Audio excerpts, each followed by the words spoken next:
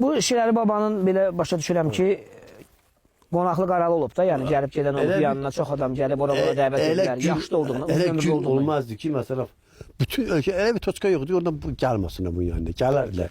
Yəni uzun ömürlü olduğuna görə maraq. Bu da ki, bizim Süleyman Rüstəmdir. Gəlib bura. Gəlib, onunla. Burada yaşı xeyli var da, burada artıq. Bu da Şirəli baba öz 3-cü arvadı ilə, xatun ilə.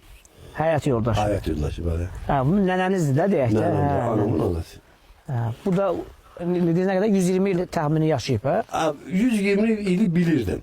Hə, bilirdiniz. Ola bilər, elə artıq olar. Yox, elə artıq o ara. Bu da iki tane prezidenti. Gör, Şirəli babaya məktub göndərmişim, dostluq məktubu.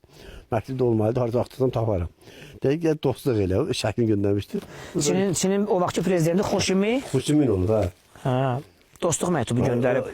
Şirəli babanın uzun ömürlü olmağı, o da təəccüb doğurub Çinin prezidentində. Bura ama Rus dilində yazıb da, Rus. Elə onlar yazıb, kimsə yazıb, elə onlar xəttə onlarındır. Rus dilində tərcümədə Əziz baba. Əziz baba, sənə sağlam can, xoşbəxtlik, gözəl, xoş günlər arzu edirəm bu həyatında. Bundan da uzun ömür arzu edirəm. Hörmətlə Xoşimi. Öz imzasıdır. Onun öz imzasıdır. Çinin, başa düşdüm. Deməli, hətta bu Ucqar dağ kəndinə Çinin prezidenti də o vaxt məktubunu göndərib.